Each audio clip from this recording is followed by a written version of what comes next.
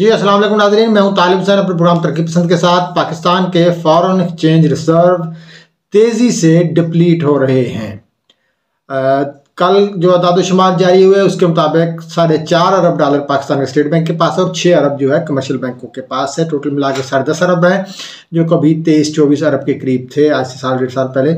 तो मुसलसल जो फॉरेन एक्सचेंज रिजर्व हैं वो गिर रहे हैं।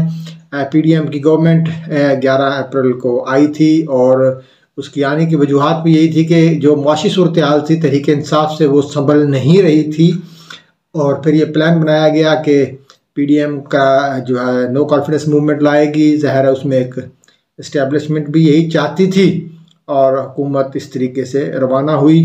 और नवाज शरीफ का जो मशवरा था कि इलेक्शन कराए जाए फौरी तौर पर, उससे किसी ने एग्री नहीं किया, जिसकी वजह से सियासी बहरान बढ़ा और सियासी बहरान बढ़ने की वजह से मईशत बद से बदतर होती चली गई। ज़ाहिर है सियासत को मईशत से अलग नहीं किया जा सकता। सियासत और मईशत का आपस में चोली दामन का साथ है। जब सियासी इस्तेहकाम नहीं होगा मईशत दगरगूं रहेगी। तो पाकिस्तान की मईशत रफ्ता रफ्ता बहुत से ख़तरात को पैदा कर रही है और अगर प्रैक्टिकली देखा जाए तो ये डिफ़ॉल्ट पाकिस्तान में आकर हो चुका है।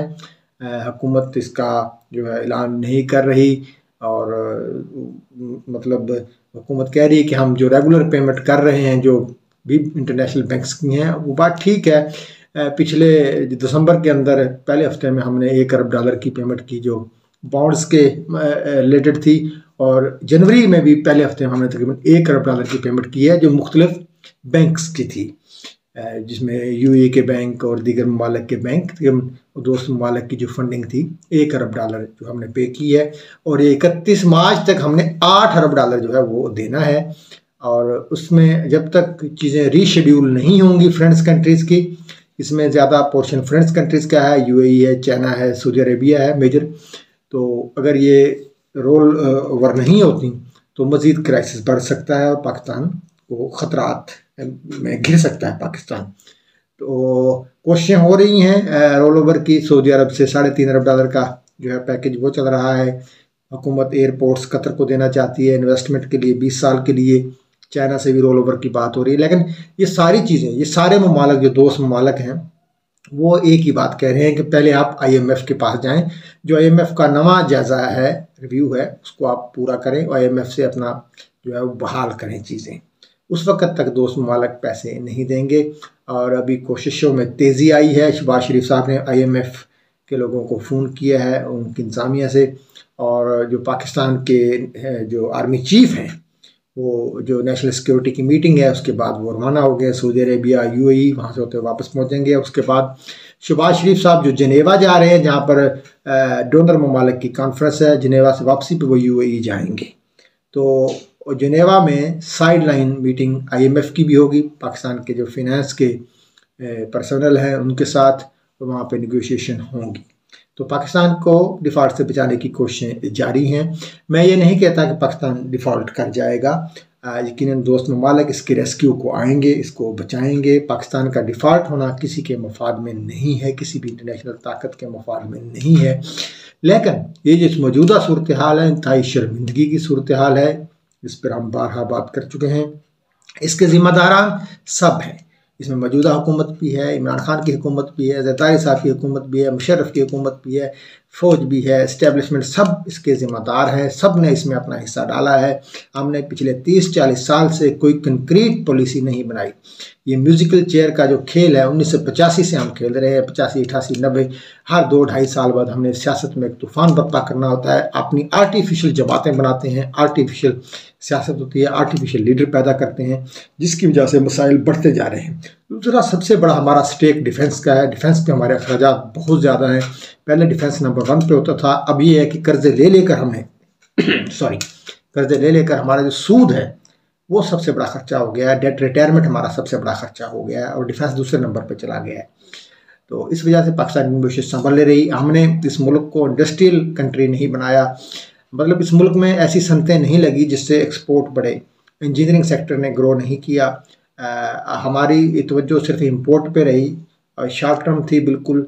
मतलब हमने गाड़ियाँ, लग्जरी गाड़ियाँ इंपोर्ट हो रही हैं और देखें गैस तक हमने इंपोर्ट की, दालें भी इंपोर्ट की कुकिंग ऑयल, दुनिया की तमाम चीज़ें। कहने को हम ज़रूरी मुल्क हैं, हम ज़रूरी भी नहीं है। हमारी फ़ी एकड़ पैदावार जो है 30-40 मन के करीब घूम रही है। गंदम की अगर हम मिसाल ले लें, कपास हमारे मुल्क में पिछले 30 साल से हो नहीं रही, डिक्लाइनिंग ट्रेंड है। और दुनिया में गंदम जो है 80-80 मन फ़ी एकड़ होती है। हमारे ज़राअत के जो जितना भी बजट है बाबू लोग खा पी के इधर उधर जो है फैलों में गुम कर देते हैं।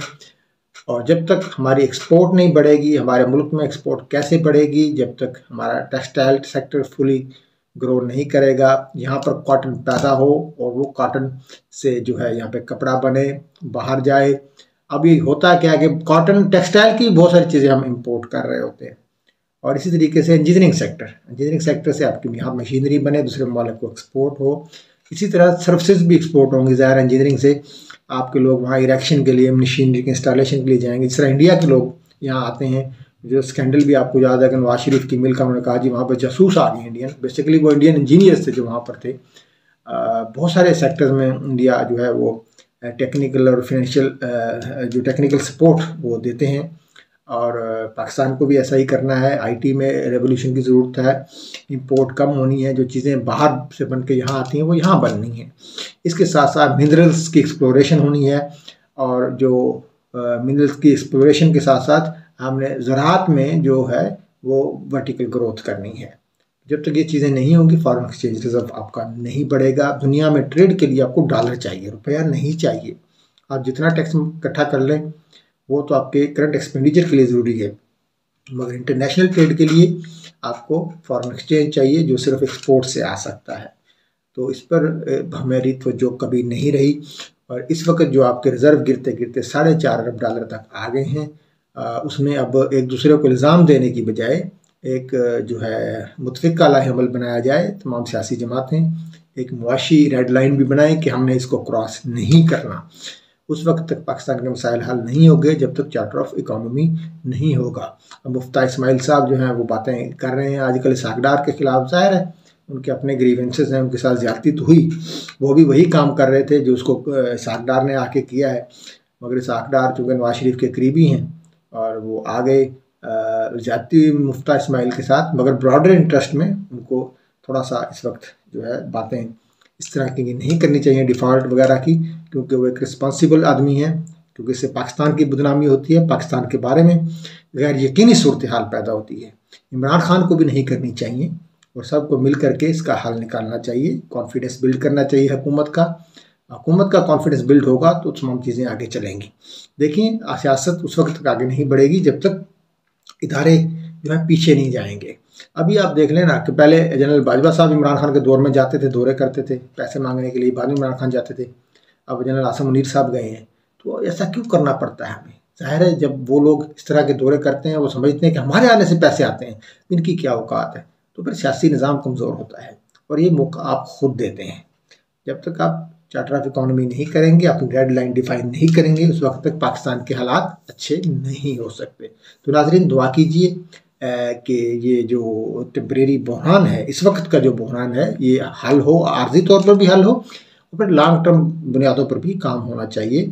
IMF का प्रोग्राम बहाल हो, पेट्रोल महंगा होगा, तमाम चीज़ें महंगी हो जाएंगी IMF का प्रोग्राम बहाल होने से, मगर हमें और आपने ये बर्दाश्त करना है। और इसके साथ साथ फ्रेंड्स कंट्री से भी पैसे आएंगे, ज़ाहिर है पैसे वापस भी करने हैं हमने, डोनर कॉन्फ्रेंस से भी हमने उम्मीदें लगाई हुई हैं। तो ये पैसे वापस करने के लिए आपको लॉन्ग टर्म प्लान बनाना पड़ेगा, और हम दुआ करते हैं कि शॉर्ट टर्म रिवाइवल के लिए ये भी मामला हल हो ताकि पाकिस्तान डिफॉल्ट से बचे।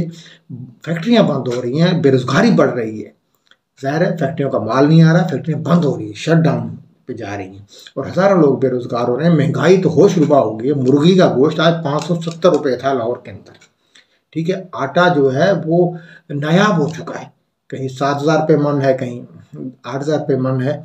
और इसी तरीके से रोटी की कीमत 20 से 30 रुपये चली गई है। आप याद करें 2 रुपये की रोटी थी 2013 में, 2 रुपये की रोटी, और अभी देखें 20 और 30 की बातें हो रही हैं। नान भी 30 रुपये का नान लाहौर में इस वक्त बिक रहा है, 20 रुपये की रोटी लाहौर में बिक रही है।